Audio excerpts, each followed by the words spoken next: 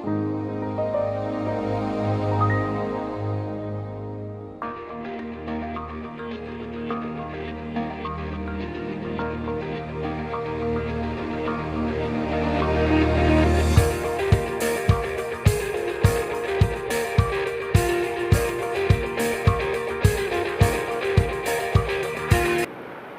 वालेकुम, मेरा नाम मोहम्मद उमैर अहमद है।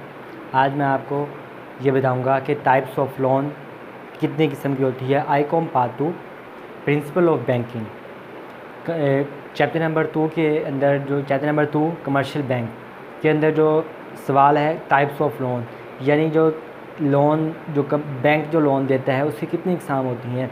इसकी मेन टाइप्स तो होती हैं according to issue and according to terms, यानी कि टर्म्स के मुताबिक लोन की इकसाम और अकॉर्डिंग टू इशू के मुताबिक लोन की इकसाम। मेन टर्म्स इसकी दो हैं और आगे फिर इनकी मज़ीद इकसाम है। यानी अकॉर्डिंग टू टर्म्स ये एक बैंक का एक फंक्शन है और कि बैंक डिपॉज़िट लेता है और लोन आगे लोगों को देता है जो लोन बैंक से लेती हैं। बैंक लोन कितनी किस्म का लोन इशू करता है वो तमाम आज हम इस वीडियो में पढ़ेंगे। वीडियो शुरू होने से पहले चैनल सब्सक्राइब कर लें ताकि मज़ीद आने वाली तमाम वीडियोस आसानी से मिल सकें। टाइप्स ऑफ लोन पहले मैं पढ़ता हूँ। Types of loan according to terms और फिर according to issue. Types of loan according to issue के अंदर जो सबसे पहली है demand loan, short term loan, medium term loan, long term loan, project loan. इसकी मुकम्मल 5 इकसाम हैं। इसके अंदर सबसे पहले में पढ़ते हैं demand loan. These are the loans which can be demanded by a bank at any time. Generally, these loans are issued to rich people. These loans can be converted on lump sum and installment basis according to the desire of borrower.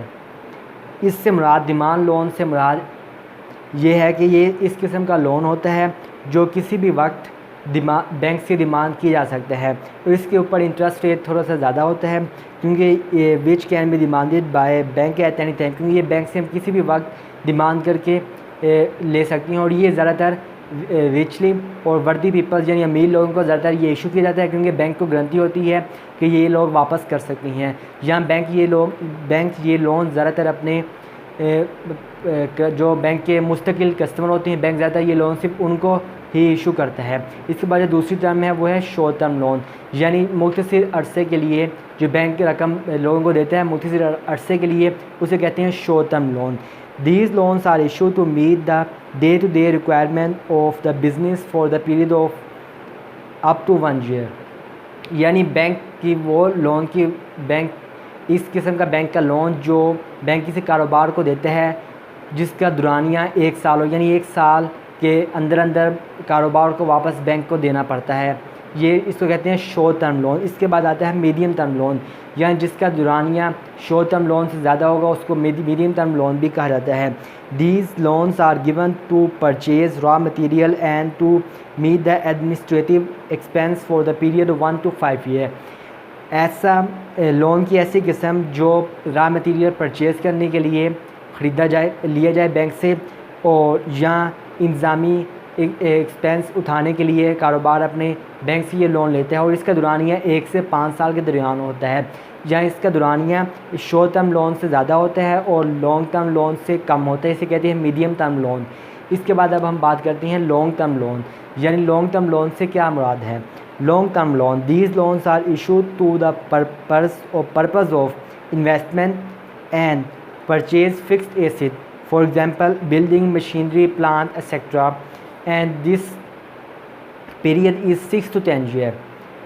Loan की ऐसी किस्म जिसकी वापसी 6 से 10 साल के दरमियान होनी हो, इसे कहते हैं लॉन्ग टर्म लोन और इस पर इंटरेस्ट ज़्यादा बैंक चार्ज करता है क्योंकि ये इसका दुरानिया ज़्यादा होता है।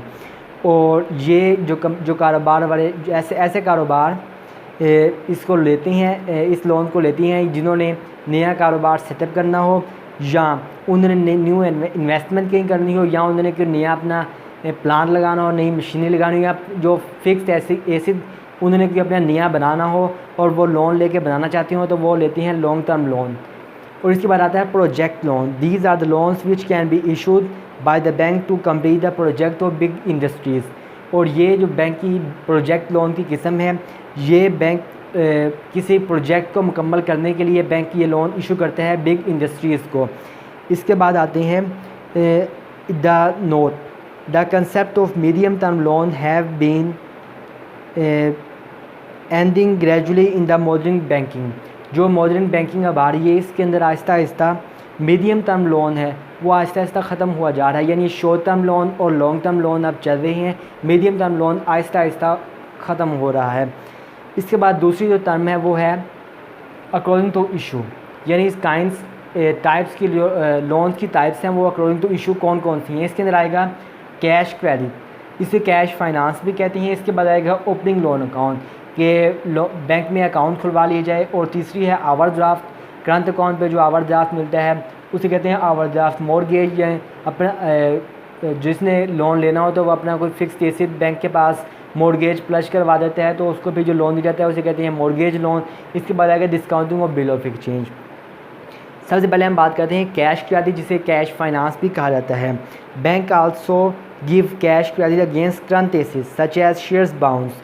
The sanction amount of loan is transfer to the account of customer. The bank charges interest on the utilize और विड्रॉ अमाउंट ओनली।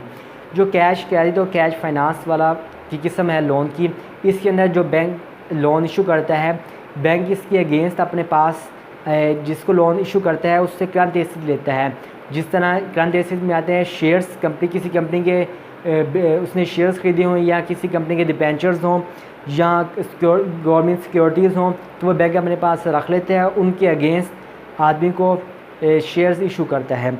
इसके बाद आएगा ये जो बैंक की किस्म है लोन देने की, ये बैंक की जो जितनी जो लोन की जो रकम बनती होगी वो बैंक वो रकम उस आदमी के अकाउंट में ट्रांसफ़र कर देता है और जितना आदमी बैंक से उस अपने अकाउंट से वो रकम विड्रॉ करवाता है बैंक जितनी विड्रॉ रकम होती है बैंक से उस पर ही इंटरेस्ट चार्ज करता है।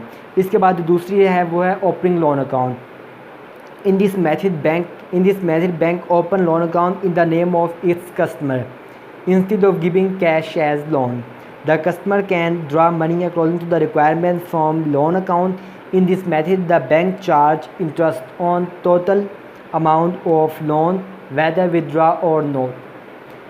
जो ओपनिंग लोन अकाउंट है इसके अंदर बैंक एक दफ़ा उसे लोन देने के बजाय उसके बैंक के अंदर अकाउंट खोल देता है और बैंक जितनी रकम का उसके अंदर अकाउंट खोलता है, जैसे बैंक 1 लाख तक उसके अंदर लिमिट है उस अकाउंट की कि वो 1 लाख तक विड्रॉ करवा सकता है साल के अंदर, 6 माह में या महीने में जितनी उसकी लिमिट है। ये जैसे उसकी 1 साल के अंदर 1 लाख विड्रॉ करवाने की लिमिट है इस अकाउंट से, तो बैंक उसको साल पर उस 1 लाख पर ही इंटरेस्ट चार्ज करेगा, चाहे वो 1 लाख इस्तेमाल करे चाहे ना करे, लेकिन बैंक ने 1 लाख पर ही इंटरेस्ट लेना है।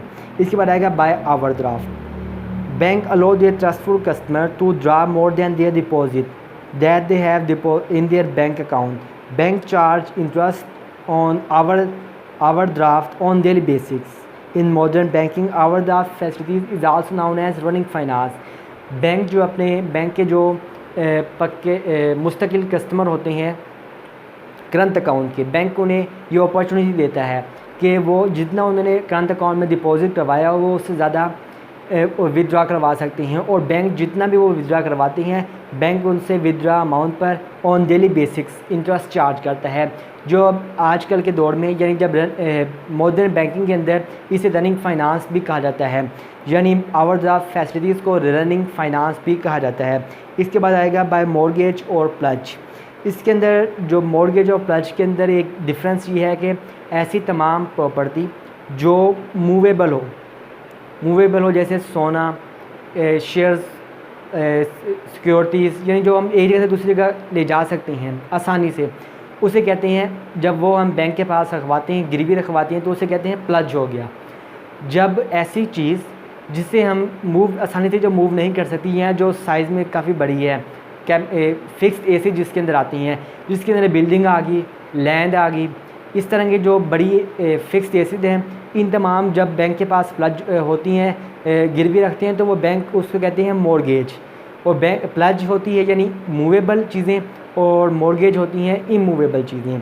इसके अंदर bank grant loan against the security of different movable and immovable assets like land, property, gold, etc. Generally, loans are granted for long period of time under this situation.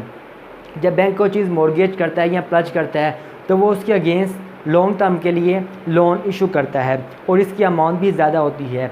ये अमूमन जितनी जैसे अगर हम एक घर है, वो लैंड है या बिल्डिंग है, वो अगर 1 लाख का है तो बैंक उसके अगेंस्ट 60 से 70,000 से ज़्यादा लोन इशू नहीं करता। इसके बाद आएगा डिस्काउंटिंग और बिल ऑफ एक्सचेंज, यानी अगर किसी आदमी के पास बिल ऑफ एक्सचेंज है तो उसे, लेकिन उसकी अभी ड्यू डेट आगे है, जब उसने मेच्योर होना है तो वो आदमी बैंक को बिल ऑफ एक्सचेंज दे के एक ख़ास बैंक को कमीशन दे के अपनी बैंक जो बिल ऑफ एक्सचेंज पे जो अमाउंट होगी वो बैंक से ले सकता है, लेकिन एक ख़ास कमीशन बैंक को देना पड़ता है। Discounting of bill of exchange means that bank accept the bill as security for granting loan.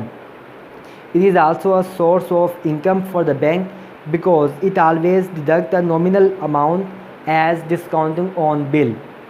But it is notable that bank accept only reputed and clear bill of exchange.